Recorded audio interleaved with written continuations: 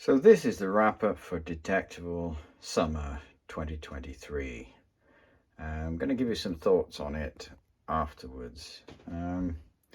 Nails and different things, bits and pieces of lead and musket balls, little lead bullets, another bit of lead, some random bits of stuff, don't know what they are. An interesting bit of glass that has a lot of colour in it, in the light. There's not much light at the moment. Not sure if I filmed that. I think I did. It's actually a George penny, although you can't see much on it. So, yeah, but it is a George. Nothing amazing. More lead. 9mm bullet casing. Another one.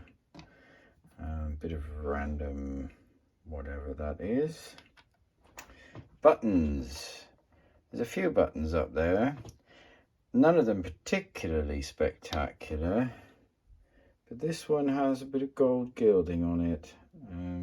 See a nice little flash there. So gold at Detiectival 20. I should put that up, shouldn't I? Gold at Detiectival 2023 on my title, but it's not. I know it's not enough. There was gold found, a few pieces, but I certainly won't be claiming that I found anything. A tack for furniture. Sorry, it's not focusing on that. There we go. Furniture tack of some kind. Nice little shiny little thing that gave me a jump for a moment. Where do we go? Have I covered everything? I think I've covered most things. Big lump of brass. Don't know why that's off. Whoops. And down here, what do we have?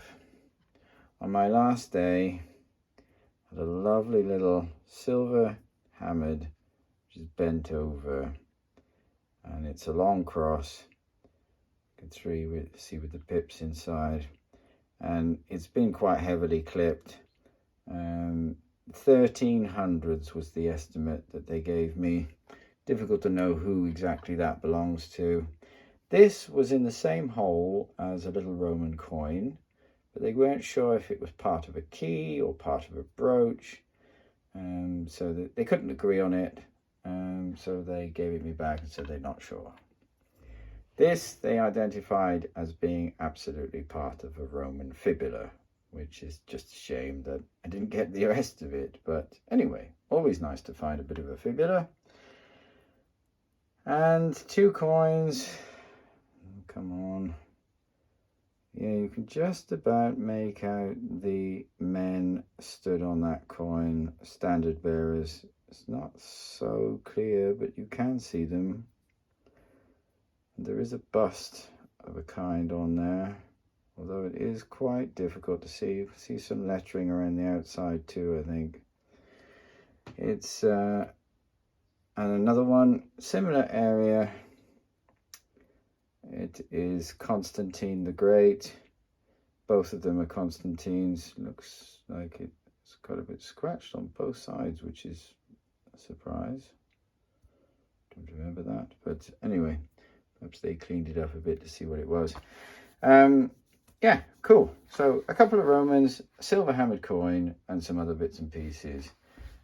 Can't complain really, although I have to say I walked obviously for hours and hours and hours and hours and hours, from 9 till 4 on the first day, and then from 9 till 2 on the second day.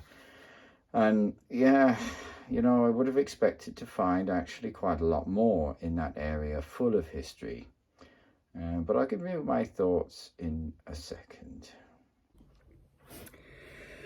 So, hi guys, I just wanted to record a little bit about my thoughts about Autumn Detiectival 2023. You know, it was a huge area of land.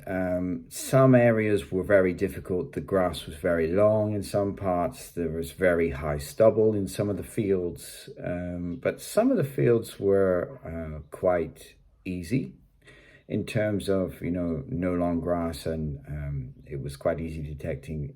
In a lot of those, unfortunately, it was very stony ground. So the ground was also very difficult to dig. I think I came across maybe 3 or 4 of the fields which were not too long with the grass and also quite easy with the soil. But of course, it's not the fault of the organizers exactly, if there's stones in the ground or not. Of course, perhaps some of the ground could have been checked over to make sure that all the fields were really detectable, because, I mean, some of that grassland was almost impossible. I know there were a lot of very angry people. I know there were some things that didn't fully make sense in the whole thing. There were things that I would have expected to find a lot of buckles and buttons and things like that. And I did find a few buttons. I would have expected to find a lot more trash also. Oddly enough, there wasn't that much rubbish in comparison to what I'm used to on most permissions that I go on. Now that area, if you look in the history books, was full of Roman history and Celtic history, and the ground itself has been worked over quite a lot. But then if you look back in, olden times, would they have been able to deal very well with that really stony ground? Perhaps they wouldn't have worked it as much as the easier grounds. Difficult to know in terms of exactly what was there. There were rumors that some of the ground had been detected before by some of the local clubs in that area, and it's not a surprise because, I mean, it was fantastic permission, and you would be amazed that nobody's tried to detect there before. But there were some good finds, and I found some good stuff. And actually, there's never a field that's hunted out. I mean, it's just not possible. So there are always going to, even if a detecting club has been on it already, there's always going to be stuff to find. It was such a huge area. And I understand it was disappointing for a lot of people, but I actually want to say something about the social side of the event. I met some people came up to me who'd seen my channel, who recognized me, who've watched me for a while, and I have to say thank you to all of you, because you are the guys I do this for. And for myself also, I love the hobby, but being able to interact with you guys, to talk with you, to share my adventures actually means a lot to me.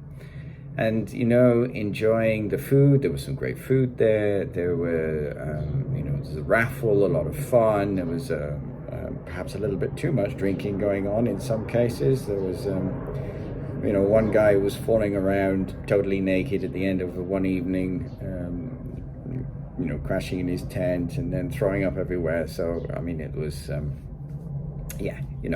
this stuff goes on at this festival type stuff. And it is a bit more like a festival, to be honest,